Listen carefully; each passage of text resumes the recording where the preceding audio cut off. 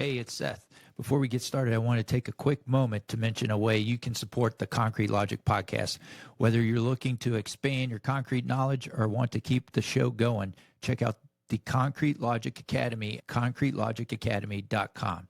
You can always make a donation directly at concretelogicpodcast.com. Any amount helps, and we truly appreciate your support. Now let's get into today's episode. Welcome to another episode of the Concrete Logic Podcast. And today I have Concrete Bob Higgins with me. And today there's four things we were going to cover today. How do high temperatures affect the molecular structure of concrete?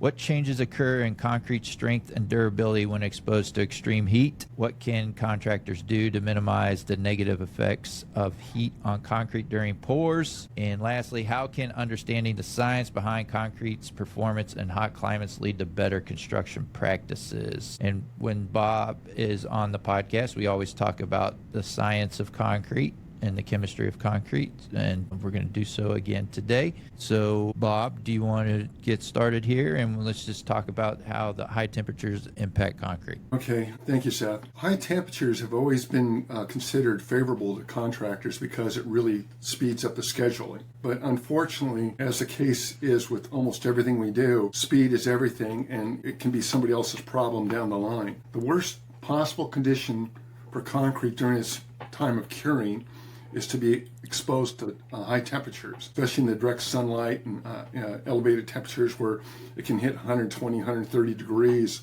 on the surface. What happens is there's a lot of things that go on where the chemical reactions accelerate, but they're not being addressed by current studies or even older studies. I have gone back to these studies 40, 50 years and moved forward, and I cannot find anything that will directly address what's causing it. There was one nibble on the corner where it said, well, with these high-performance concretes, because of cement formation, it consumes too much water, so it self-desiccates. Well, that's all well and good, but that's not the entire reason. Because for concrete to self-desiccate to the point where it won't form more cement, the relative humidity in that area where the cement's not forming has to fall below 80%. Now, even at 80%, which is a minimum, that's only about a 10% efficiency in cement development. So if anything happens where it drops below 80%, cement formation stops. Now, the critical point here is when it stops, there's a lot of it that isn't recoverable. So the damage is permanent. Everything that's done at time of cure that's not done correctly or adjusts properly to the environment, especially with heat. I'll go into some of the details of that, but the heat damages almost everything in the curing process. Because if you look at steam curing of concrete, precast and pre-stress, steam curing gives it very good early strength. The problem is it makes the surface extremely permeable. They've been trying the last 30 years to make the concrete less permeable with very limited success. Well, it's not going to, no matter what they do, it's not going to help unless they do something additionally to treat the surface of the concrete, because they've interrupted the cement formation with the elevated heat. And from what I've understood with the way concrete forms its cement, one of the byproducts is calcium hydroxide. Well, that makes up upwards of 15% of the hydration products. But what happens with calcium hydroxide, as it gets warmer, it becomes insoluble. Well, part of that's on that particle. So you have the unhydrated clinker, and then it heats up, and then wherever the calcium hydroxide is present, it's not going to allow the water to engage the particle because it's insoluble. It doesn't take the water on any longer. And as they keep heating it up, it gets more and more resistant. And at about 100 degrees Fahrenheit, calcium hydroxide, for all intents and purposes, is completely insoluble. So it won't take on the moisture. But that's only one aspect of it. As it heats up, they're finding out that not just heat, but light itself can increase the evaporation of water, which that was a recent discovery by MIT over the last year, and that's been verified by peer review by 4 other researchers. And what happens then is it's the lowering the moisture content in the concrete, it increases the alkalinity. Now, this is the one that bothers me. No one is looking at the alkalinity. And And I keep asking them, why aren't you engaging us? They look at the mechanics, but not the chemistry. And there's no exception to this, when the alkalinity, such as sodium hydroxide, which is present in regular Portland cement and in cement kiln dust, that's the primary alkaline material, as it gets concentrated, it lowers the relative humidity. There's a reciprocal lowering of the relative humidity. And as it lowers, if it gets below 80%, cement formation stops. And that's been established since the 1940s and 1950s. Why don't we put up that first graphic showing what temperature does to concrete. Okay. There it is.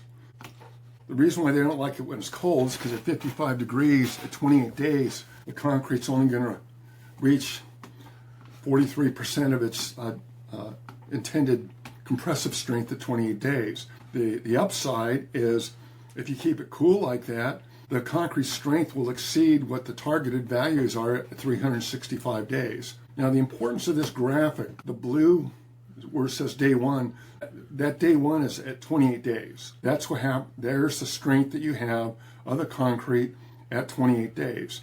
And the red graphic is the strength at 365 days. Now, the issue with this and why this is so important to contribute to the emphasis of how damaging and irreversible this process is, the red designation, that's where concrete is kept in a 73-degree chamber at 100% relative humidity for the remainder of the year. So past the 28 days, the remainder of the year was kept in a 100% relative humidity. And if you look at 120 degree Fahrenheit, they only recovered 73% of the strength. It couldn't get to 100%. Now this is a best case scenario. This won't happen in the field because it's not going to stay in 100% relative humidity or stay that cool all the way around. Right. It's going to be much worse than this. Or better, right? Because so I guess we need to explain a little bit for folks that are just listening and are not watching on YouTube. The first column there, it says 55 degrees. And day one, you're saying it's going to reach in 28 days. The blue bar represents the strength that it'll reach at 28 days, right?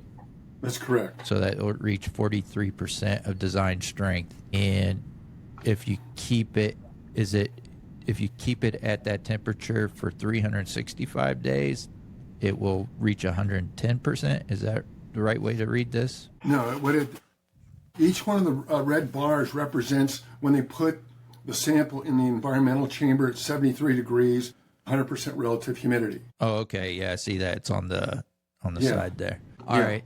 So 73 degrees after the initial curing. And how long is it? So it's just one day at 55 degrees. Is that right? No, it's all 28 days. It's 28 days, but that's from day one. That's their day one start. What was the value at 28 days? That's your day one. Then the remainder of the year, the 365 days, they put all these samples in the same environmental chamber. Okay, and all right. They compared the strength for what his targeted value was at 365 days. Okay, so day one, 55 degrees. Rest of the 28 days, 73 degrees.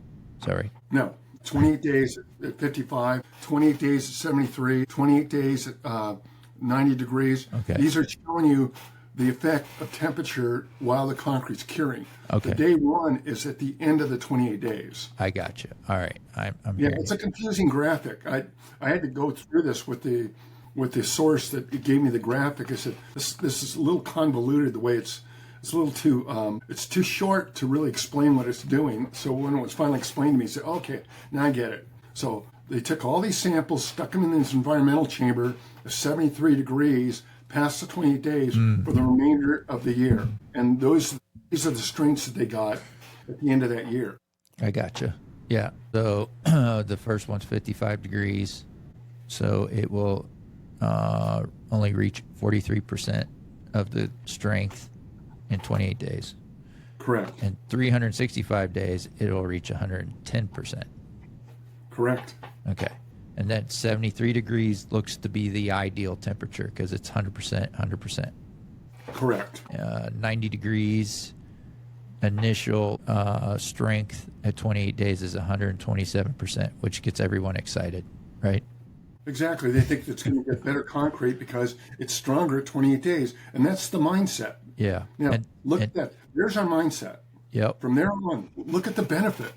Yeah. So after a year, if the initial temperature is 90 degrees, the curing ambient temperature is what we're talking about. Yes. It'll be 90% of design strength. And then at the next bar is 105 degrees. So after 28 days at 105 degrees, the strength will reach 150%, which everybody would be excited about. But then after a year, the strength drops to only 82% of design strength. And then the last one, it says 120 degrees, and that will, after 28 days, reach 200% of design strength. But after a year, it will be only 73% of design strength. Correct. And that's in an environmental chamber that remains at 100% relative humidity. That won't happen in the field. Right. These numbers will be farther apart. The concrete will be, it would probably be more like 50% or even 45% of where it should be at the end of a year. Okay. So you've got, but that loss is towards the surface of the concrete, not all the way through the concrete, because through the concrete, it's not going to get that hot. It's only in the gradient portion of the concrete. That's really important to note. The gradient portion of the concrete reaches in about an inch. That seems to be consistent globally because of the Middle East studies I saw, the Chinese studies I saw, and another study I saw in Portugal. They all zeroed in on between 3/4 of an inch to 1 inch of the surface is consistently the gradient. When you say gradient, does that mean, what do you mean by that? That's the surface of the concrete. The top surface is what's being affected. So the surface of the concrete's permeable, it absorbs things. And absorbs things you don't want it to absorb, like water and other things in there, such as de-icing salts. Pick something. It allows easy entry of any waterborne material. So therein lies the weak link in the whole chain of concrete. So if we go to the next one, Dr. Zollinger, this will really emphasize this. Now, Dr. Zollinger's graphic that's with Texas Transportation Institute. So this was a federally funded program, and it's fascinating because he's the first researcher I've ever seen that actually isolated the gradient portion of the concrete. Now, if you look, it has no curing. The compressive strength still hits 4,000 psi. The 7-day wet cure, it also hits 4,000 psi. But the big difference is, with no curing, the compressive strength in the first top inch is only 2,800 psi. But even with a water cure, a 7-day water cure, which is considered optimal, it's only 3,200 psi. Now, so, well, how does that happen? That doesn't reflect in the compression strength test. Well, the compression strength test doesn't tell you if anything crushes. It only registers at time of break. So it will miss this completely. We're actually skipping over the analysis of the top surface of the concrete. So when he sliced off that top inch and found that it was only 3,200 psi, that again correlates with what the other studies were showing with the concrete gradient and the temperature damage that it has in the concrete. So curing is so not just underrated, it's just not being done correctly, because the curing standards were developed over 100 years ago and they haven't changed a lot. Concrete and cement chemistry have changed profoundly since then, but we have not kept pace with that because everybody wants to do it the same way they've always done it. It's like when they introduced type 1L cement. Well, it's a 1-for-1 with type 1, type 2 cement. Well, no, it wasn't. So now they're making all these adjustments because now you've changed the chemistry, things are reacting differently. Now, if people had known ahead of time how to compensate for that, that's fine. But we're not even compensating for the old standard. We haven't compensated. All these changes are going on in concrete that we haven't compensated for, but it's good enough. Well, it's not good enough. Okay, Concrete should decades without damage. Yeah. So this graphic, for folks that are listening, there's on the left half of the slide, it says no curing compressive strength will reach 4,000 below 1 inch of the surface and 2,800 at that first 1 inch. And then the second part of the slide says if you do a 7-day wet cure, the compressive strength again will reach 4,000 below 1 inch of the surface, but that initial 1 inch will only reach 3,200. So what we learned from this is no curing or 7-day wet curing, that 1 inch is still not reaching design strength, that initial 1 inch. So what would happen what is this telling us, Bob? If we just insulate the concrete without a wet cure, like protect the surface of the concrete, basically what we have to do is the concrete industry needs to move towards self-curing concrete. That's really the only way to deal with this. Right. Well, I was thinking too, I mean, if you don't, okay, I want to go back to the other slide. I'm going to throw you off here. No problem. All right, let's go back to this other screen. As you start dissecting this, you're realizing, wow, look at what we're doing wrong. Yeah. Okay. So we're back to the slide where the effects of curing temperature on concrete strength. And again, we're talking about ambient temperature. We're not talking about the temperature of the concrete itself. So just want to make sure everyone's on the same page. All right. So we're looking at this graphic again, and the cold temperature, the cooler temperatures, it seems to be what the concrete prefers, the 55 and the 73 degree. So I guess, again, just thinking this at this, I know we like internal curing. We've talked about that plenty of times on here. But is another option, is it just to maintain the temperature that the concrete is experiencing? So if, let's just say, going back to a past episode with you that we've done, we were talking about how if we condition the space before we apply flooring, that is the ideal situation, right? And you give it the concrete likes that, and the flooring likes that, and the adhesive likes that. Is that the same thing that in this, if we could cure concrete, say you condition the space before you pour a slab and get it to 73 degrees and keep it at 73 degrees? Wouldn't that be the same way without doing an internal cure or no cure? Yeah, I believe that we would get a really, really good concrete if we can control the environment. Mm-hmm. Now, you just have to make sure that the water doesn't evaporate. Now, There's the other issue is concrete is more alkaline than it used to be. And if you get any water loss and the relative humidity in the surface drops, that's the concern we have. Now, when you talked about the insulation, that got my mind working. I had thought about that. But if we could somehow put like a insulated blanket on there that's temperature controlled, you keep the concrete wet, you put that down, and it keeps the concrete at 70 degrees, you'd have a really, really good piece of concrete. Yeah. Because there's no reason for it to self-desiccate at that point. Because it's not losing any water. There's no heat gradient. There's no gradient to the concrete. It's just consistent all the way through. It wants to move to the cool side. Yeah, so that's why. Yeah, that's kind of what I was thinking when you look at these two graphics. It's the conclusion I come to. So, are we saying with the wet cure, is it damaging the initial 1 inch of the concrete? No, it's not damaging it. It's just not getting there. Because the problem is when you have alkalinity, you get what's called a relative equilibrium, because they were showing, and that's the other one that frustrated me. In 3 different studies, I read how they put the water on the concrete surface, but it's not penetrating. They said because the concrete is so dense, it's waterproof, so it's not allowing the water to get in. I disagree with that completely.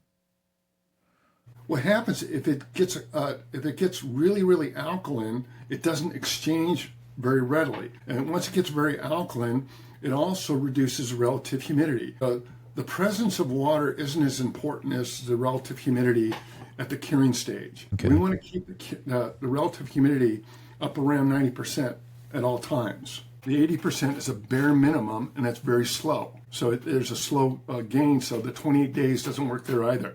So the higher the relative humidity in the surface, the faster the concrete will hydrate completely and produce more cement.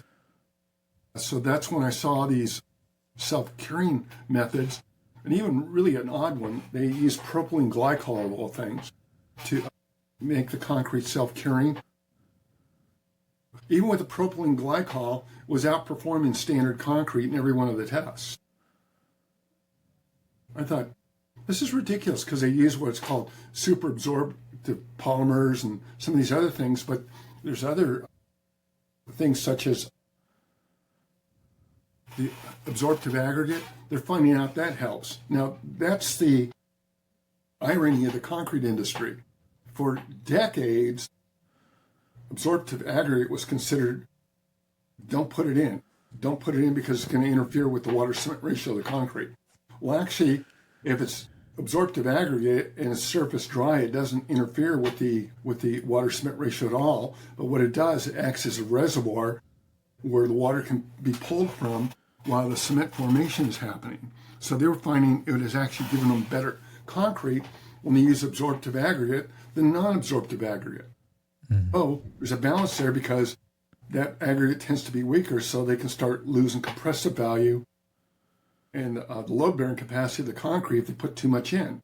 So there was this balance. So how can we get it all the way through? Well, they need particles, small particles, such as colloidal silica. If you put that in the concrete, they're little balls of silica with water in them. Now, the water doesn't do anything until it reacts with the chemistry of the cement. Once it reacts with the chemistry of the cement, it spins the water off. Once the water is spun off, it creates a evaporative cooling effect. The best thing to happen for water is for it to keep getting damp, especially like if you're doing misting. On a hot day, I remember I went to this concert, and it was 110 degrees out, and they had these misters. You walked under the mister, and it was more than 20 degrees cooler just from the misting. So you can imagine what that'll do inside the concrete. If we can do that inside the concrete, that will give us an optimized cement formation and will keep the surface from being the weak link of this chain. But we're not doing it because it's not being required. Right. Yeah.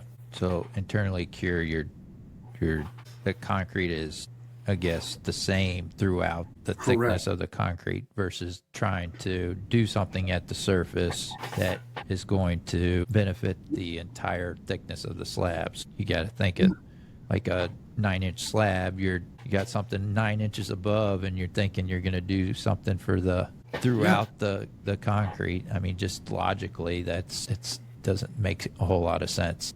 Well, especially since it's warmer up there, because water wants to move to the cool side, and alkalinity wants to move to the warm side because it gets more chemically active.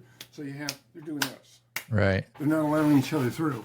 So how do we get them through? Put it in there in the first place. Yeah. Let's go. Put a source of water in there that doesn't interfere with the water cement ratio. Right. So if we do that, we can get really, really good concrete. Yeah.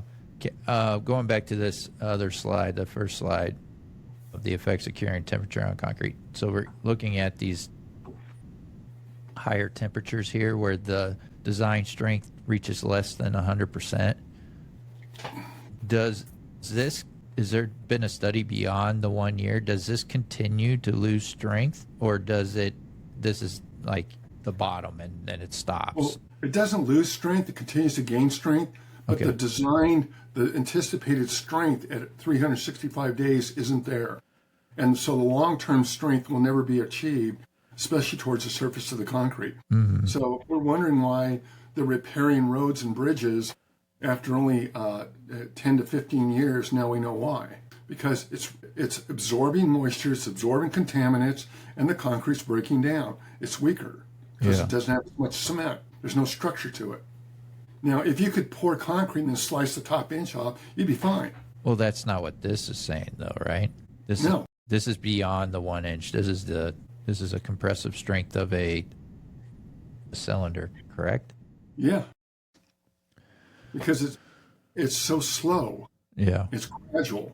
But that's where I thought that Dr. Zollinger's was so impactful, because that was a laboratory condition where everything is controlled 70 to 75 degrees, and the relative humidity is unchanged. So you have no dynamics going on with the concrete. In field concrete, which even this graphic doesn't consider, it's way worse than what we're reading here, because nothing's going to stay at 100% relative humidity, and it's not going to stay at 73 degrees.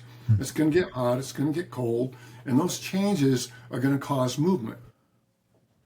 So you're getting washout and scrubbing, and all kinds of things are going on in the top surface of the concrete. And that is, if we control the top surface of the concrete, the durability issues will go away. But we're not doing that. We keep focusing on compressive value, which is one of the worst examples of concrete quality, because it doesn't really correlate with anything. One of the examples I like to give is you can make glass that's several 100,000 psi, but if you drop it, it shatters. So what if it's got compressive value? If it's lacks cohesion, it lacks ductility, you're going to have issues, and that's what happens with the concrete here. Right. Well, so And the other thing, which I was unaware of, or actually was aware of it, but I didn't realize how impactful it was. In heat, as the concrete starts heating up, the aggregate and the cement paste heat at different levels. The cement heats up very slow compared to an aggregate. Mm-hmm. So what happens, you get these differentials, and it starts straining at the top surface of the concrete. So they're thermally incompatible. So when it's heated up, it doesn't heat up, nothing happens. But if it heats up, you see with the thermal incompatibility, that helps weaken the concrete.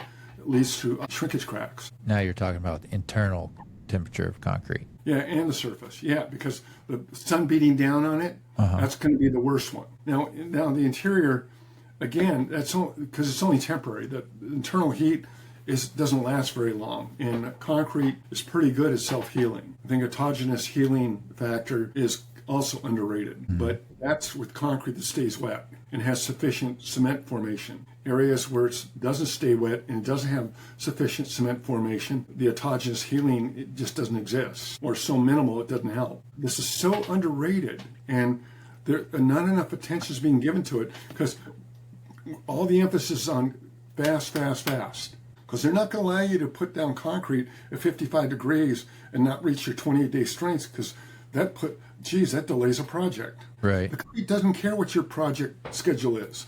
Yeah. It's going to do what it does. So rather than work around it, work with it, we just ignore it. Yeah. So I guess the gist of today's podcast is don't pour when it's hot outside. Yeah. Extremely hot. Or you have to put something on it that keeps it from heating up. Right. Or pour at night. Yeah. Now, here's another one that gets me. I was reading some specifications for desert pours, and they recommend putting an insulated blanket underneath concrete, but nobody does it. Here's a recommendation. It's a strong recommendation, but nobody does it, because soil temperatures in the desert can get very hot. And I found that out with a study they did over in Cocoa Beach, Florida. Florida Solar Association did a study for a full year where they had these side-by-side homes, and they wanted to measure heat gain and heat loss through concrete and see if carpet helped. It didn't help very much, not enough to make a difference. But what I really found fascinating is when you got away from the perimeter of the concrete, which is it's all in gradient, that once you got towards the center of the concrete, it became adiabatic. Now, adiabatic means it doesn't change the temperature. It doesn't gain heat, doesn't lose heat. That also means that moisture doesn't move, because moisture only moves if there's a heat gain or heat loss. So it remains static. And that agreed with a 1974 study I saw with the Army Corps of Engineers, where they were exposing this concrete to 150, 160 degrees. The center portion of the concrete remained adiabatic. It didn't change. So we're told, oh no, the water goes migrating through. No, it doesn't. It doesn't do that. Right. What it will do, though, is it will allow diffusion, and the more porous the concrete, especially towards the surface, as diffusion goes on, these contaminants and these salts can carry through because they want to go into equilibrium. Well, when you got more space, you're going to get more stuff. More stuff means more problems. All right. Well, did we cover everything about that we want to talk about pouring and high temperatures today, you think? Yeah. Okay. Because that's something people really need to focus in on. Yep. Especially this time of year, hot weather, concrete, got to protect your concrete, not just before you hit on something. I think we could talk about that in a whole other podcast, but if you're pouring in extreme heat and the surface that you're pouring the concrete on is extremely hot, you're going to shock the crud out of concrete if you put it down. So you need to protect that surface. And then once you put the concrete down, again, we've talked about this on many episodes, but how important it is that initial curing process is. And I think today we've again illustrated what can happen. It's not good. Yeah, and those are the two standards of quality for concrete: water cement ratio and curing. Water cement ratio gets plenty of attention, but curing doesn't. And the thing is, we're using the old standards. Yep. All right, Bob. Well, thank you for coming on the show today. I appreciate it. And I will share your information. You guys got to check out the show notes. There's, in addition to Bob's contact information, there's other resources in there for you as well. Bob, thanks for coming on the show. And folks, until next time, let's keep it concrete. Right. Thanks.